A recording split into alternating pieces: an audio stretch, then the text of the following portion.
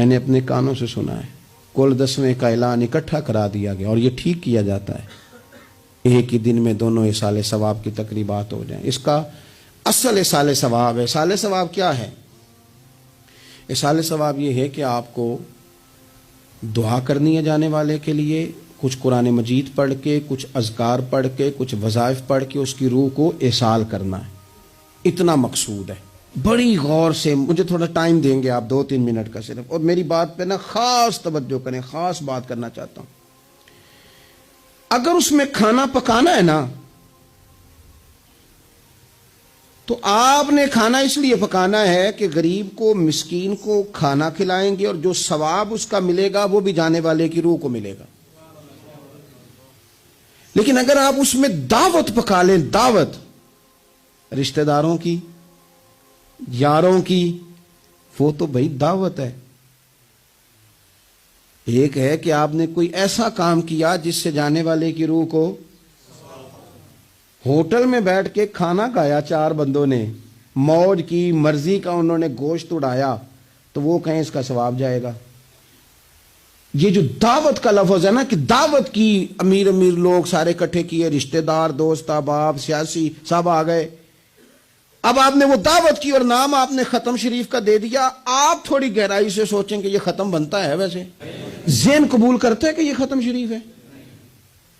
اب میں کہہ لوں، اب میں یہ بات کر لوں کہ ہمارے ہاں کچھ ولیمہ نما چہلم بھی ہوتے ہیں، ولیمہ نما چہلم، وہ ٹائٹل چہلم کا ہے اور اندر جا کے دیکھو تو ماحول سارا ولیمے کا ہے، تو یہ ایصال ثواب ہے؟ آپ بتائیں ذمہ داری سے کہ یہ ایصال ثواب ہے؟ آپ غرباء کی دعوت پکائیں گے، غریبوں مسکینوں کی، ان کی دعوتیں اعلیٰ حضرت بریلوی رحمت اللہ نے لکھا ہے جائز نہیں ہے دعوت کرنا اس طرح۔ ہاں آئے ہوں، کھانا کھا جائیں، فی نفس ہی رشتہ داروں کو کھانا کھلانا، دعوت کھلانا ثواب ہے، لیکن ختم کو، چہلم کو، 10ویں کو دعوت بنا لینا یہ درست؟ ویسے ان کو دیں آپ، ثواب ہے۔ لیکن ہمارے ہاں تو مطلب عجیب سا ایک ماحول ختم شریف، یعنی کل 10ویں کا اکٹھا اعلان ہو گیا، میں موجود تھا، تو کہنے لگے ویکھو انہیں پیسے لگے جے بچان۔ خدا کے بندو یوں تو نہ کرو۔ ایک ان کا والد چلا گیا، والدہ چلی گئی، کوئی عزیز چلا گیا، اور دوسرا یہ کہ آپ یہ بتائیں گھر سے روٹی نہیں ملتی، صرف ختم کی ملتی ہے۔ اتنی چھوٹی سوچ کون پیدا کرتا ہے؟ یہ تو ماحول میں ہی ایسی باتیں نہیں ہونی چاہیے۔ میں آپ کو کہہ رہا ہوں، میں مولوی صاحب ہو کے، مسجد کا خطیب ہو کے، حالانکہ چہلم پہ ڈیوٹی مولوی صاحب کی ہے، ان کو تو موقع ملنا ہے 10ویں کا بھی، چہلم کا بھی، کل کا بھی، لیکن مولوی کا بھی تو کل ہونا ہے نا، اسے بھی تو خیال کرنا چاہیے کہ جو چیزیں درست ہیں صرف اتنی درست ہیں، حد بندی سے باہر جائے تو چیز ٹھیک نہیں رہتی۔ اس لیے ان تقریبات کو بھی یقین کریں۔ کل شریف پہ ماحول دعوت کا نہ ہو۔ میں آپ کو ذمہ داری سے کہتا ہوں، کسی کا باپ فوت ہو جائے تو جتنی اچھی دعا وہ مانگ سکتا ہے، درد سے اتنی کوئی اور نہیں مانگ سکتا، لیکن وہ تو دعوت پکا رہا ہے نا، وہ تو دیگوں پہ ہے، وہ تو ٹینٹ کا سامان اکٹھا کر رہا ہے، وہ تو ترتیب لگا رہا ہے۔ اور میں ذمہ داری سے کہتا ہوں، کل سے پہلے 10ویں کے بعد، چہلم کے بعد بیٹوں کی لڑائی ہوتی ہے کہ خرچہ زیادہ آیا، تم حصہ نہیں پورا دے رہے، یہ ایصال ثواب ہے؟ تیرے ذمہ 25,000 ہے، تیرے ذمہ 30,000 ہے، یہ ایصال ثواب ہے؟ یہ غلط چیز ہے، کیونکہ آپ، ایک ماحول ہے دعوت کا، ایک ماحول ہے دعا کا، ان دونوں میں فرق ہے۔ جہاں دعا کا ماحول ہوگا نا، وہاں نہیں یہ ٹینٹوں کا چکر، روٹیوں کا چکر، یہ آنے جانے والوں کا چکر، میرج حال، وہاں نہیں، وہاں تو لوگ قرآن شریف پڑھیں گے، وہاں تو گھر والے بھی بیٹھ کے تسلی سے تسبیح کریں گے، اور پھر تسلی سے آنسوؤں سمیت رب کی بارگاہ میں دعا کریں گے۔ دعوت اور دعا کا ماحول ہی الگ الگ ہے۔ اس لیے جو ہماری تقریبات ایصال ثواب کی ہیں، اور پھر میں آپ سے عرض کروں، امیر بڑے بڑے چہلم کرتے ہیں، غریبوں کو مشکل میں ڈال دیتے ہیں، مشکل میں، پتہ نہیں بیچاروں کا بیماری پہ کتنا کو خرچ ہو گیا ہے، کہاں کہاں سے قرضہ اٹھایا ہے، کتنی تکلیف صحیح ہے۔ پھر آپ نے کل شریف پہ بھی بہت بڑا اہتمام کا کہہ دیا، پھر 10ویں پہ بھی کہہ دیا، پھر چہلم پہ بھی کہہ دیا۔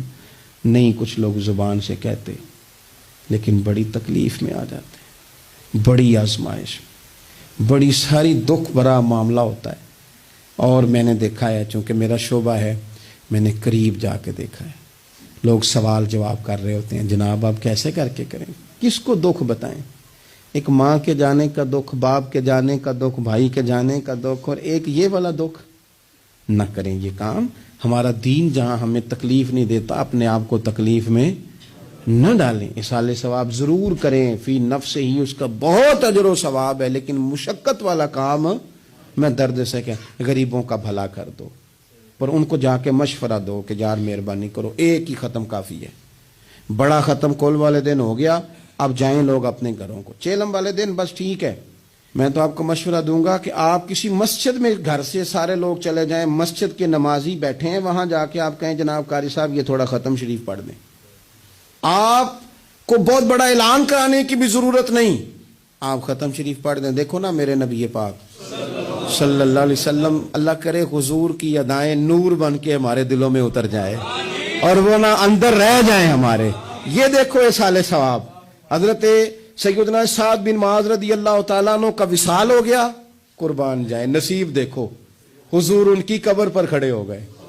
قبر میری تے میرے اپیرا جے کر پا میں پھیرا، حضور قبر پہ کھڑے ہو گئے، اور پھر نبی کریم نے تسبیح پڑھی، پھر تحلیل پڑھی، پھر تکبیر پڑھی، دیر تک پڑھتے رہے۔ پھر حضور نے پتہ کیا فرمایا؟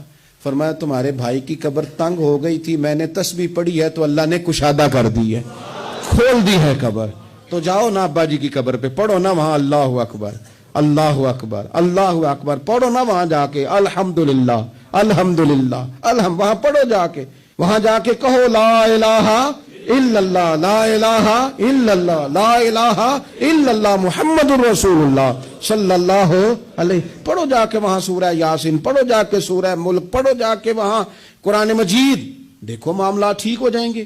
یہ اصالہ ثواب کی ترتیب بنائیں، گھر میں بھی اصالہ ثواب کریں تو ذرا درد سے، ذرا ذوق سے، ذرا اچھی طرح پڑھ کے، لیکن دعوتیں نہ بنائیں کل 10ویں چیلم کو، دعوتیں یعنی مل بیٹھو، کپڑے نئے نکالو، پوری تیاری کرو، اور جناب وہاں جاؤ اور جا کے کھانا کھاؤ اچھا سا خوبصورت سا، ساری توجہ ہی کھانے پہ، چونکہ وہ اس کو پتہ ہے کہ جس طرح شادی میں کھانا کم پڑ گیا تو عزت نہیں ہوگی، اس طرح اگر چیلم پہ کم پڑ گیا تو پھر بھی رسوائی ہوگی، تو جب کھانے پہ لگ جائیں گے تو دعا تو رہ گئی، جانے والے کا فائدہ نہ ہو سکا۔ دو ایک باتیں مزید اسی عنوان پر، اللہ تعالیٰ نے قرآن مجید میں یہ فرمایا کہ کل بفضل اللہ وبرحمتہ فبذلک فلیفرحوا، اے محبوب علیہ السلام آپ اپنے غلاموں سے فرما دیں کہ جب اللہ کا فضل اور اس کی رحمت ملے تو پھر خوشی منایا کریں، اظہار مسرت کریں۔ امام فخر الدین رازی رحمۃ اللہ علیہ نے یہاں ایک بات لکھی ہے جو بڑی خوبصورت ہے اور بڑی سمجھنے والی ہے۔